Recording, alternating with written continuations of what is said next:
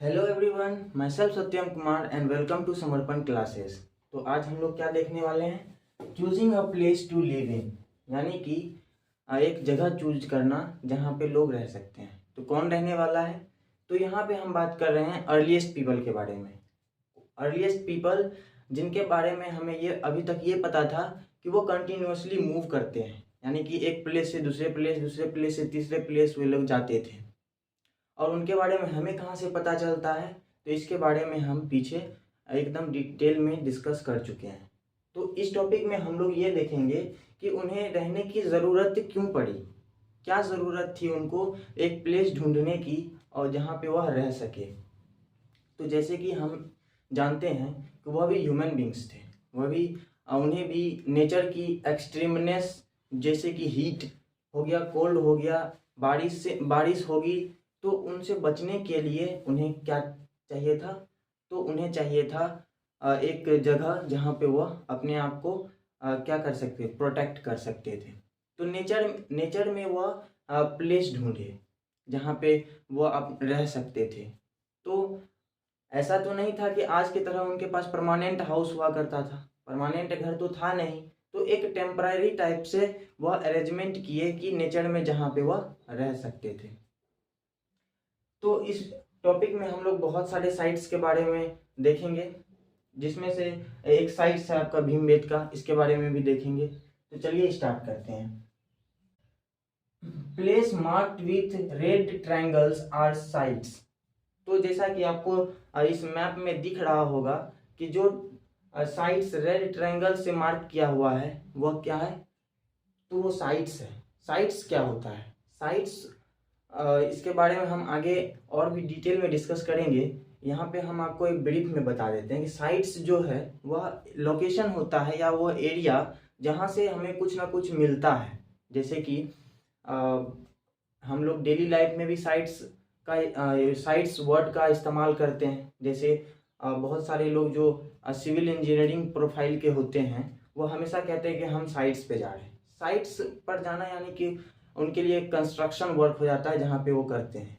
तो हिस्ट्री में साइट्स का मतलब क्या हुआ कि जहाँ से हमें रिमेन्स मिल रहा है, जहाँ से कोई ऑब्जेक्ट्स मिल रहा है जिससे हमें हिस्ट्री का पता चलता है, तो वो हो गया हम लोग के लिए साइट्स। तो यहाँ जो ये रेड ट्रायंगल्स वाले साइट्स आपको दिख रहे हैं, जैसे कि कुरनूल केव्स हो गया, हुंसी हो गया, भीमबेटका हो गया, तो ये सब जो साइट्स है यहाँ से हमें ये पता चलता है कि यहाँ पे लोग सबसे पहले जो है रहे थे। तो archaeologist found evidence of Hunter gatherer. तो इन सभी साइट से आर्कियोलॉजिस्ट को क्या मिला? हंटर गैदरर का एविडेंस मिला। तो पीछे हम ये भी पढ़ चुके थे कि आर्कियोलॉजिस्ट ही वह व्यक्ति थे जो हमें ये जानकारी दी कि ये अर्लीस्ट पीपल जो है क्यों मूव करते थे। तो इस तरह से ये आगे भी हमें हेल्प कर रहे हैं कि इन सभी साइट्स पे लोग सबसे पहले रहे थे। अब यहाँ पे एक चीज एनालाइज कीजिए कि इन सभी साइट्स पे वो क्यों रहते थे। तो हमें पता कैसे चलता है कि ये जो लोग हैं वो इन साइट्स पे रहे थे? तो यहाँ से हमें पेंटिंग्स मिलती है। जो रॉक शेल्टर में ये लोग रहे थे, केव्स में, गुफाओं में जो रहे थे, वहाँ से हमें पेंटिंग्स मिलती है। तो पेंटिंग्स मिलती है तो इससे हमें कैसे पता चलता है? अब देखिए, पेंटिंग्स तो कोई जानवर तो बनाएगा नहीं। अगर पेंटिंग्स किसी रॉक शेल्टर से हमें मिल रहा है, इसका मतलब यही हुआ कि वहाँ पे ह्यूमन बींग्स रहे होंगे। तो ह्यूमन बींग्स पेंटिंग्स किए होंगे, तो वो पेंटिंग्स हमें ये बताती है कि उस टाइम वो क्या करते थे, कैसे रहते थे। जैसे आज का हम लोग का जो रियलिटी है क्या है कि हम लोग के पास मोबाइल फ़ोन है, लैपटॉप है और इनोवेटिव बहुत सारे इंस्ट्रूमेंट्स हैं। तो उस टाइम पे ऐसा कुछ नहीं था। तो उनके पास क्या था कि वो हंटिंग गैदरिंग करते थे। तो वो क्या चीज़ का चित्र बनाते थे? तो जानवरों का चित्र बनाते थे। एक मनुष्य का चित्र बना दिया जो कि पीछे भाला लेके जानवरों के पीछे भाग रहे हैं। तो इस तरह के चित्र हमको मिले, इस तरह के पेंटिंग्स मिले। तो इससे हमें ये पता चलता है कि वहाँ के लोग जो है हंटर गैदरर थे। और भी बहुत कुछ हमें पेंटिंग से पता चलता है। Many sites located near water source such as lakes and rivers। और ये सारे साइट्स जो है, जैसे भीमबेटका हो गया, भीमबेटका कहाँ है, नर्मदा रिवर वैली के पास। आपका कुरनूल केव्स कहाँ पे है, तो कृष्णा रिवर वैली के पास। तो बहुत सारे साइट्स जो हमें मिले हैं इस मैप में, तो आपको बस 3 ही साइट्स दिखाए गए हैं। और भी जो साइट्स हैं, यानी कि सब कॉन्टिनेंट पे जो हमें साइट्स मिले, अभी तो इंडियन सब कॉन्टिनेंट बढ़ चुका है पॉलिटिकली, आपको हम पहले बता चुके हैं।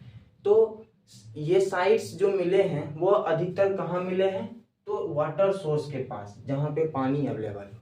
अब पानी के पास क्यों मिला, क्योंकि उस टाइम वाटर फैसिलिटी नहीं था ना ही पाइपलाइन हुआ करता था, ना ही वेल हुआ करता था।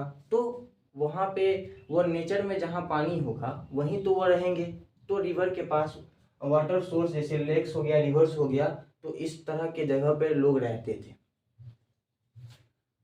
And people find places where good quality of stones was easily available, यानी कि लोग वहाँ रहना पसंद करते थे जहाँ पे स्टोन्स जो है वो अच्छे क्वालिटी का मिलता हो। अब देखिए, जो अर्लीस्ट पीपल थे उसको टूल्स बनाना तो चाहिए था, टूल्स की उन्हें ज़रूरत थी, क्योंकि वही चीज़ें थी उनके पास जिससे वह अपना जीवन जो है चलाए रख सकता था। क्योंकि अगर टूल्स नहीं होता तो वो जानवरों का हंटिंग नहीं कर पाते, और जब जानवर का हंट नहीं कर पाएगा तो वो खाएगा क्या। तो उनके लिए ये जो है टूल्स बहुत ज़्यादा इम्पोर्टेंट था। तो टूल्स वो क्या चीज़ से बनाते थे, तो स्टोन से। अब जहाँ पे स्टोन्स अच्छा मिलेगा, गुड क्वालिटी का मिलेगा, वो वहीं रह जाएंगे। तो इससे हम ये कंक्लूड कर सकते हैं कि उन्हें वैसा प्लेस चाहिए था जहाँ पर वह क्या कर सकते थे, पानी उनको इजीली अवेलेबल हो सकता था, या टूल्स उसको अच्छा क्वालिटी का मिल सकता था, और जहाँ पर वह नेचर के एक्सट्रीमनेस से बच सकता था।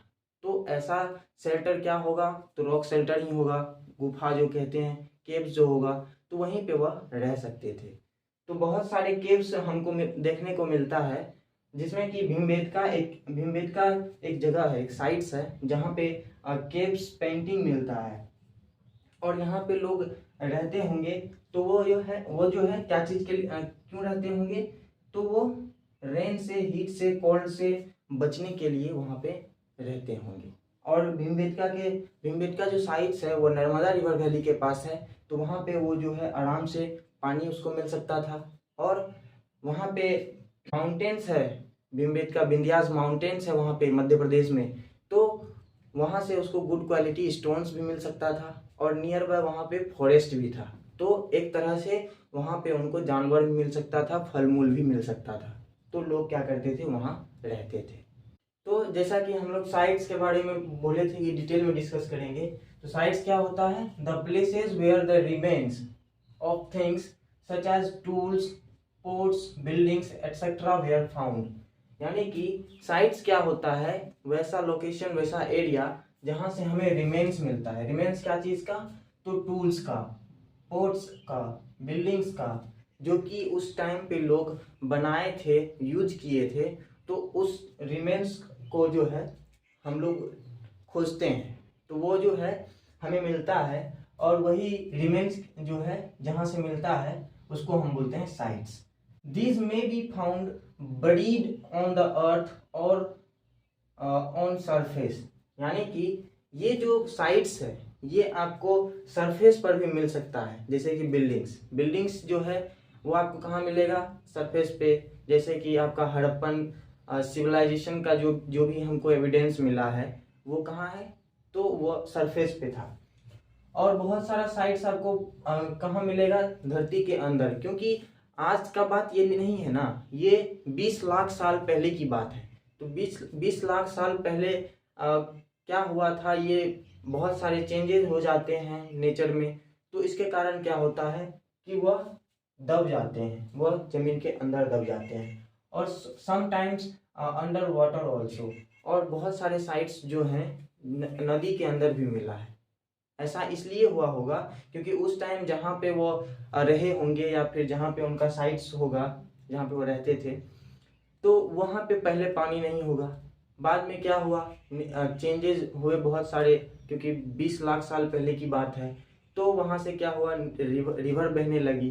तो क्या है कि वहाँ से हमको पता चल रहा है कि साइट्स हमको नदी के अंदर भी मिल रहा है। जैसे अभी हम करेंटली प्रेजेंट डे में बात करें तो एक मध्य प्रदेश में जो भोपाल है वहाँ पे हमें जो लेक है बड़ा सा, जहाँ पे बताया जाता है कि वहाँ पे उस तालाब के अंदर जो है पूरा का पूरा एक क्या कह सकते हैं बिल्डिंग समाया हुआ है, उसमें बहुत बड़ा बिल्डिंग है।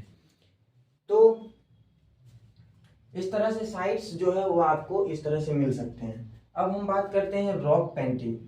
रॉक पेंटिंग जो है, क्योंकि यहीं से हमें सब कुछ जानने को मिला, तो रॉक पेंटिंग जो है वह कैसा होता था। रॉक पेंटिंग जो है वो एब्स्ट्रैक्ट होता था, एक बोल सकते हैं कि एक लाइन पेंटिंग की तरह होता था। उसमें आज की तरह ऐसा पेंट उंट यूज करके नहीं बनाया जाता था। तो वो कैसा होता था, जैसे जानवर का ही चित्र बनाना है तो जानवर कुछ ऐसा बना दिए लाइन टाइप का, और इधर कुछ ह्यूमन बींग्स बना दिए। तो ऐसा ही होता था, जिसमें जिसके हाथ में एक भाला है वो जानवर के पीछे भाग रहा है। तो कुछ इस तरह का ही जो है वह पेंटिंग हमको देखने को मिलता है। तो आई होप यहाँ तक आपको सब कुछ समझ में आया होगा।